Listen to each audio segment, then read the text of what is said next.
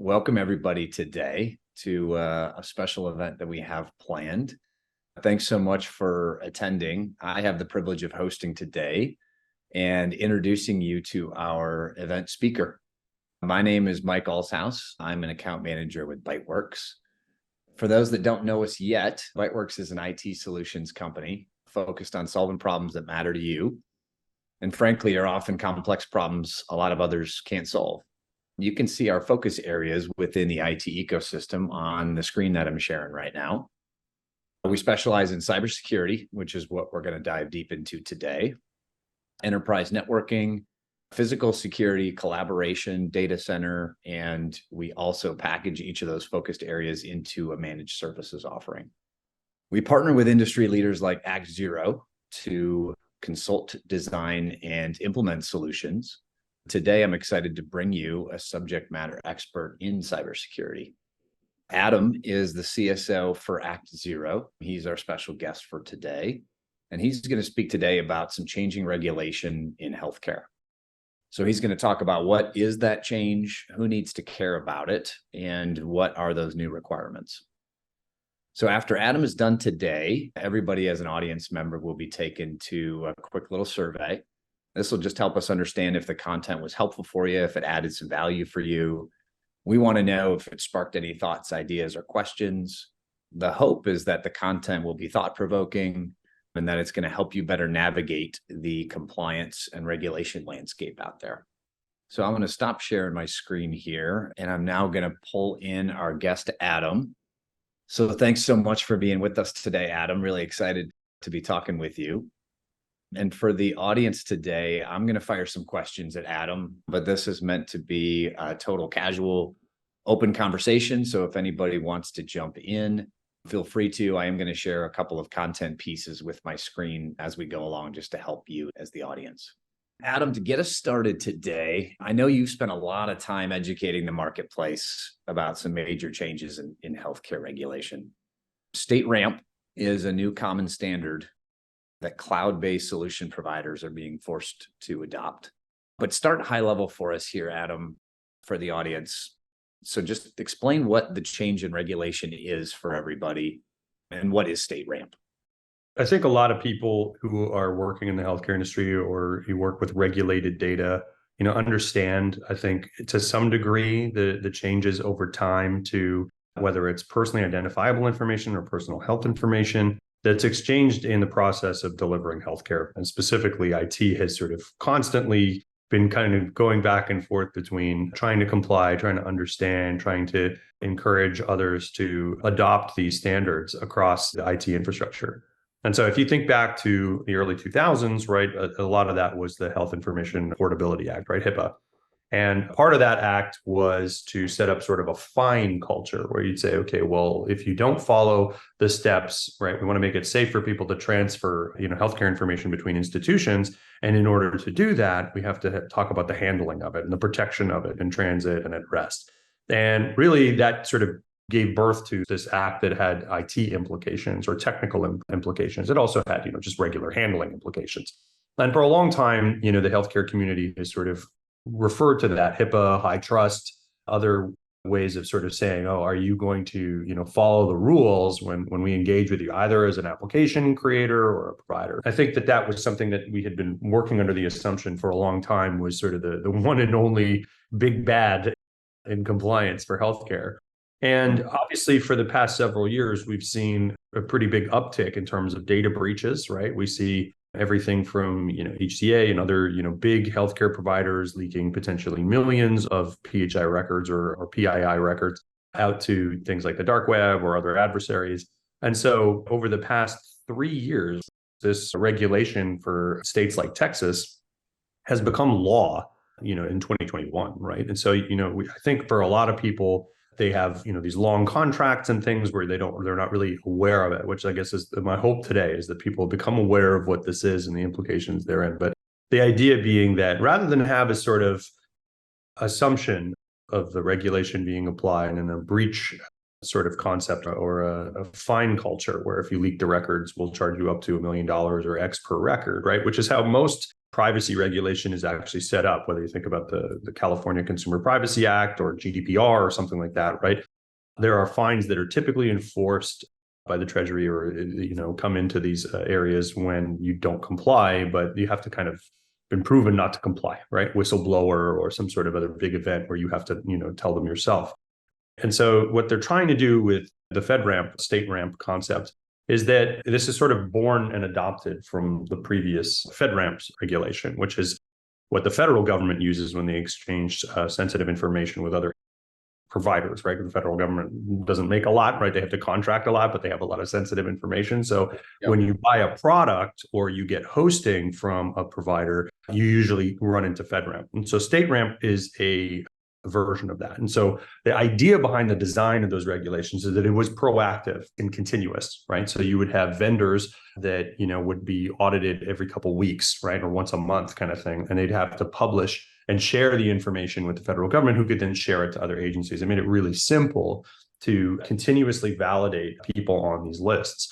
And that was great, but it only applied to, federal agencies, right? State and local didn't really have an opportunity to get access to the data about who was compliant or what their security was, et cetera, et cetera. So they weren't getting notified. They couldn't share that information between the states. And the effort now with StateRAMP is to try to implement a very similar thing state to state. Now that sounds very cumbersome, but we can talk about the particulars in a minute. So that's where it's coming from. And how it applies to healthcare is that PHI and cloud providers are included by that.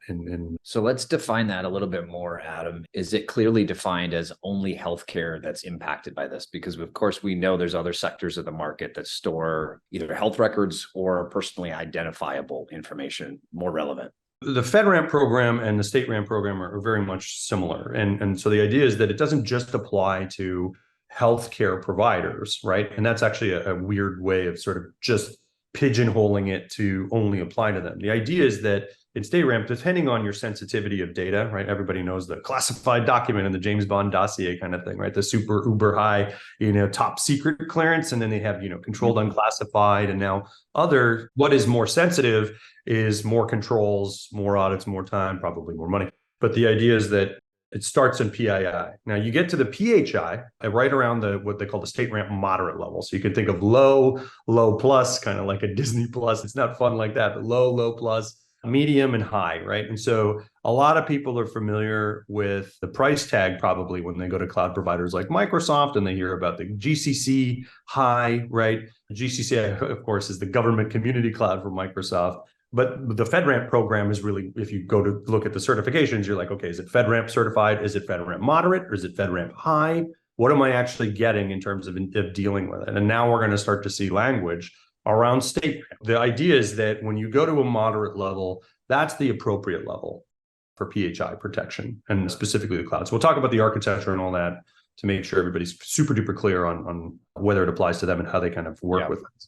Yeah, so that's where I want to go next. So who within our audience and in the broader marketplace needs to care about this? I want to draw that line in the sand pretty early on here. Yeah, I think with respect to, most people hate the concept of a project around data classification because they think of it like, well, how am I going to index data stored or data in motion? How am I going to look at, what my people may be creating or receiving or sending?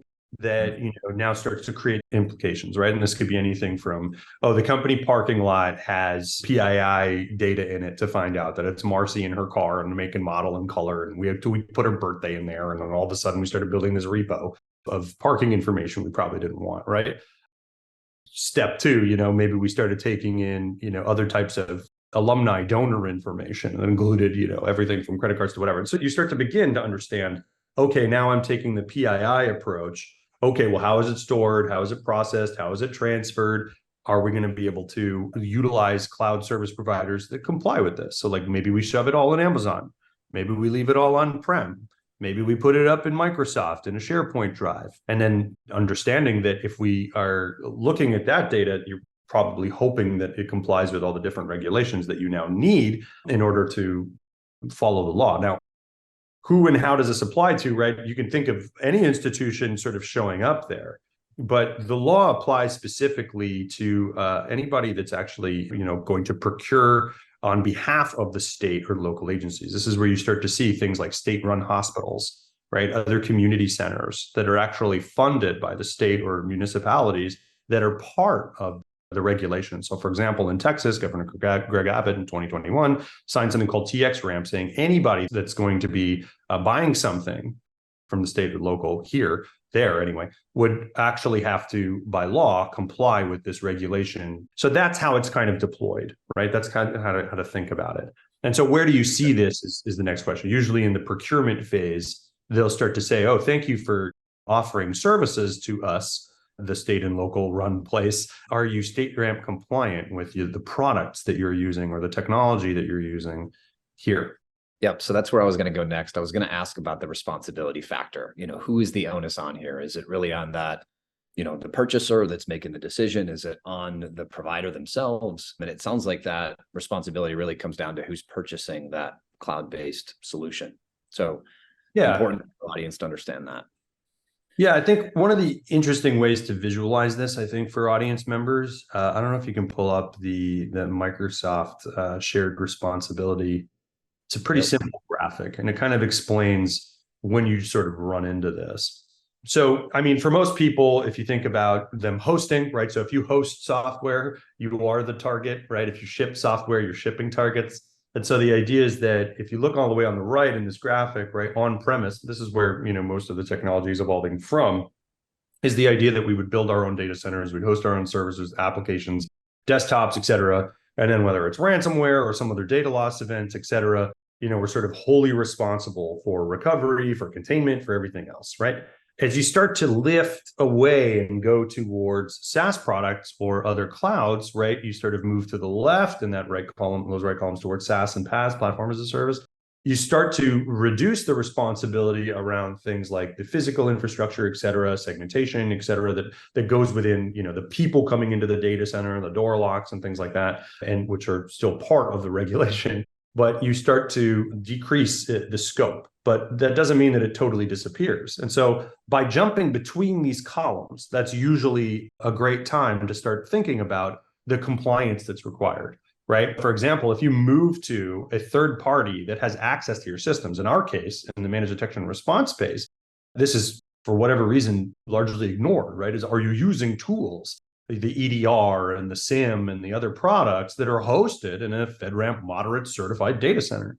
Or are you not, right? Are you pushing this into a homegrown data center and set of servers, or a set of cheaper tools and utilities that don't comply with this regulation? And so as a provider to that institution, right, whoever they are, right, finance, healthcare, et cetera, that would have that type of information that ratchets up to these regulations, they'd have a problem downstream of the vendor due diligence. So you move from on-prem to the cloud, you're going to have to start asking the right questions. And when we say cloud, people think of the big three, right? Amazon, Microsoft, maybe GCP. They probably ignore the snowflakes and the Salesforces and stuff that are true either SaaS or, PaaS, but are considered unique. And so I think that a lot of those designs as they move up to the cloud is how people picture it. But it's really anybody that has access to your systems in any way, right? So if you have some vendor that VPNs in and they're connecting to your data stores in any way, right? Even if it's just to patch your Windows hosts, and they say, oh, we don't collect any data, we don't have any access, we don't connect any of that data. Well, you have access to that data. You're technically part of the enclave now. You're part of it, right? Even if we were to do a remote host sharing on the Zoom meeting, it sounds really all encompassing, but that would be remote access, right? We would turn around, give me keyboard and mouse, and I can access one of the systems on your machine. That's part of it. So if you're going to have vendors that connect in this way, that's the way that you would think about looking at those regulations. And so it's good to think of StateRAMP, which is sort of being rolled out state to state, to FedRAMP, and sort of look at the equivalency, because they're very similar in terms of their application. So a quick shortcut is, are you FedRAMP certified? So Adam, let's break down a little bit more detail behind it. Let's talk about the regulation itself and what those requirements actually are. So if this does apply to a certain organization, maybe it's somebody on the phone or somebody that's going to watch this recording, what are those new requirements that they need to be aware of? Yeah, there's certainly a lot of resources. So let's start with where you are.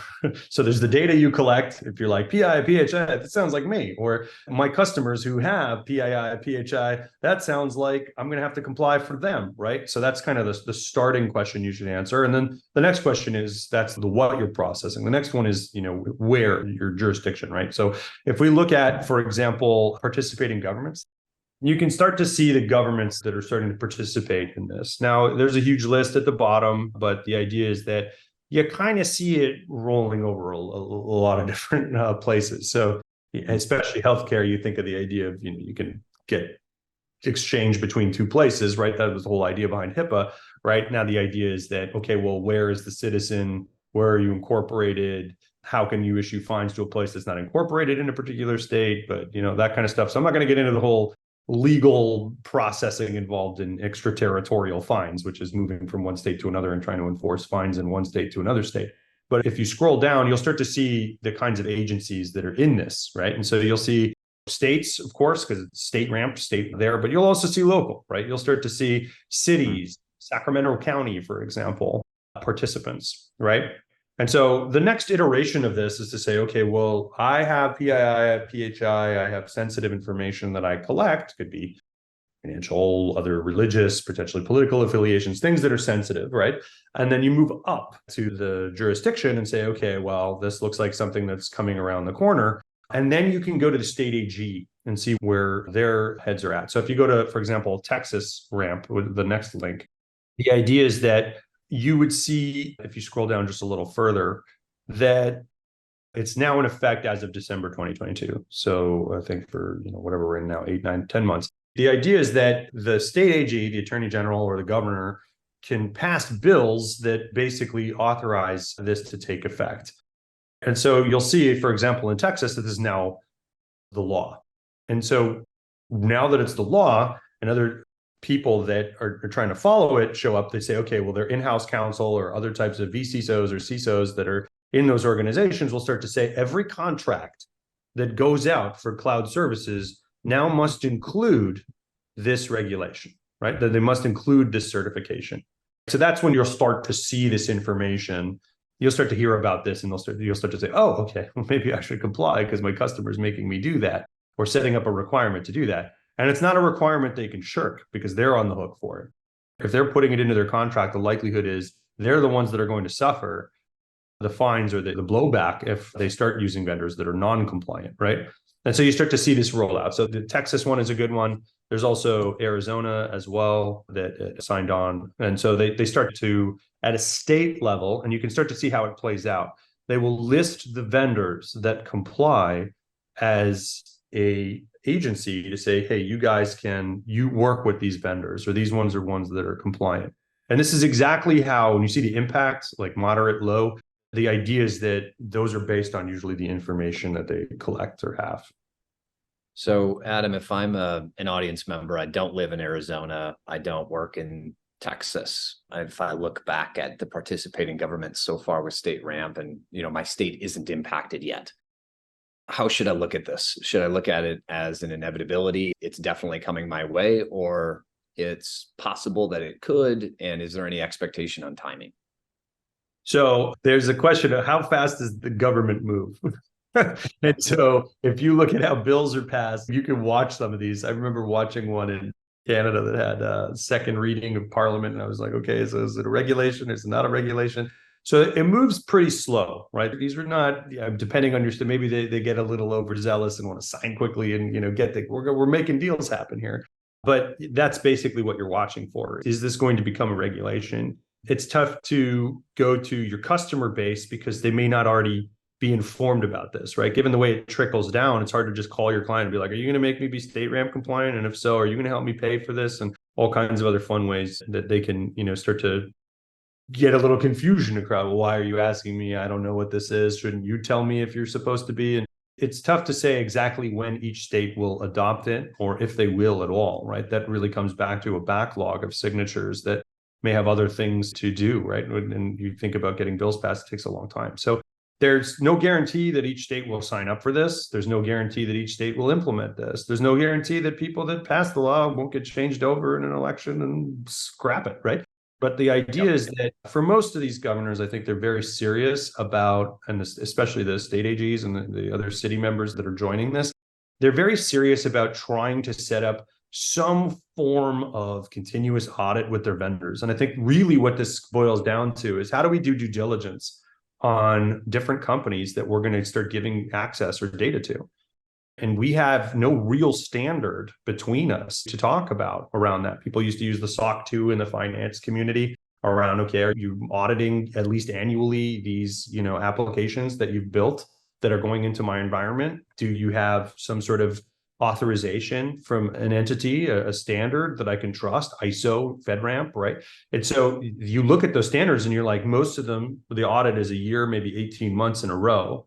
And so they audit once and then they kind of do it maybe again, they check in, but there's really a long period of time. We didn't have ChatGPT last year, right? Like if you think about it, like not in the general public sense. And so the idea is that if you look at how fast things are evolving in technology, they wanted to adopt a program that was much more rapid in terms of its audit of third parties. And so this is where you start to see the need for something like this to show up. HIPAA, you basically, very few people actually go through a HIPAA high trust audit, but they may be under the regulation. And then if something happens, it's sort of a defer and pay later. GDPR, same thing. Most people waited way past the deadline. And then there was massive fines associated with it, right? So a lot of these regulations that are based on data governance still kind of going with that comply, but we'll get to the big guys first and you guys second. So people kind of think they can sort of hide behind the shadows until something happens. And then it's just part of this big risk transfer to cyber insurance or something else. And they're woefully unaware that doesn't work, right? So I wanted to ask about that piece, the blowback. What's the result of essentially not being compliant with this new regulation if you do happen to be in a state that has already adopted this? And it sounds like the fines is the biggest part, right? Yeah, if you haven't adopted it, usually at the contract level, they'll just drop you, right? That's the problem. So if you do work with a state or local hospital, if you are a state or local hospital and you've been working with a vendor you really like that's not compliant, you're going to lose them on renewal. And so, nobody wants to lose people they're comfortable working with and have established all the stuff. Re-engineering is hard, right? So on the agency side, on the government side, that's annoying, right? Is to have to drop all these vendors you've kind of set up over the last 10 years. But then at the agency side, like the seller side, losing your contracts isn't great, right? So that's kind of the first foremost level of enforcement is there's not going to be a sort of deferral or way around this, right? This has been a regulation and a law now in some of these states for over a year, maybe two, right? And so the warning shot's already been fired. They've already set up the standard that it's going to be enforced now.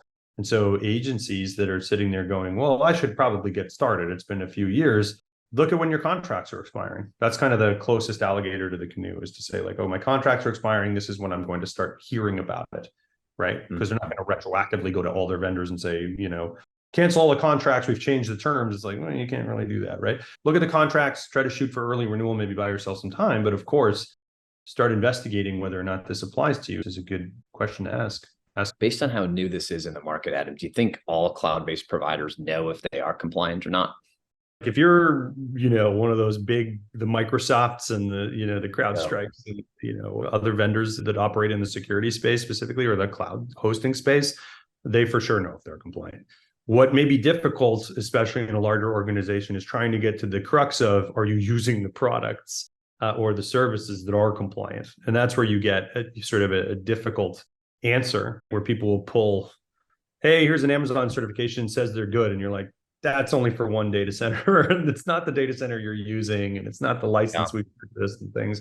So yeah, I do think people are aware because there's several lists out there that are published for you to see whether the tools they're using are compliant with the regulation or a FedRAMP regulation that you could get equivalency for. People would know because they would have spent time, money, and got a badge for it.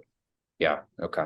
Well, and I wanted to give the opportunity to provide clarity for the audience too. ActZero is uniquely positioned to speak on this topic because, as I understand it, Adam, from what you've educated us on as ByteWorks, that you guys are a compliant vendor in this space.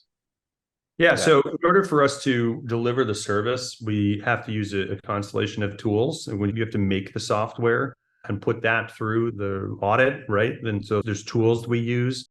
that would pass the FedRAMP regulation. And obviously, as the StateRAMP becomes more mature, those tools are going through a similar process, state to state, right?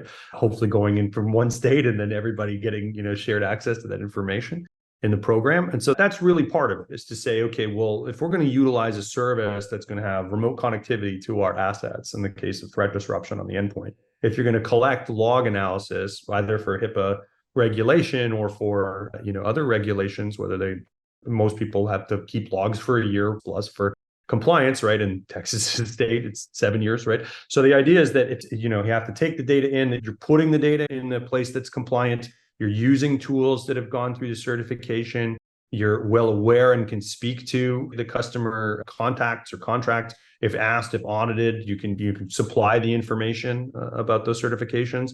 And so that's really how ActZero has had to comply with this and a number of other regulations, right? Most of our customers are either, manufacturing or hospitals, and usually in the sensitive or regulated areas is where they start to make an investment in managed detection and response, because breach fines and other preemptive things like cyber insurance would require it, right?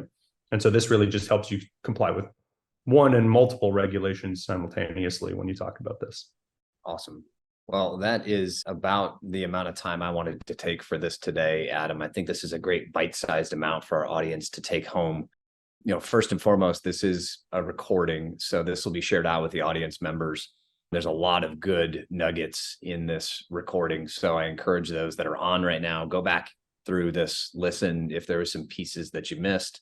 There's a lot of layers to this. Understandable if you want to have a follow-up conversation on this. Adam and I want to be experts here to be a resource for you. So whether you have ActZero, think about using ActZero, or ViteWorks, doesn't matter. We want to be a consultative resource for you to talk further about StateRAMP. So if you've got questions coming out of this about, does this apply to me? What initial steps should I take? We want to be there to walk you through it. Hopefully you got a little bit of that from this session today, because I think Adam laid that out nicely. But that's really our call to action for the audience, is if you guys want more information on this, I'm the best person to initially reach out to, and then, I'll pull Adam in as it makes sense. But just another reminder, you guys are going to get a little survey, 4 questions, answer them quickly for us, just so we know if this hit the mark for you or not. But if it didn't, it's helpful us to know why it didn't and what else you'd like to hear about. That's it from me. But Adam, thanks so much for educating us today. Thanks so much for spending the time. That was really good. My pleasure. Thanks, Michael. Chat to you later. Yep. See you next time.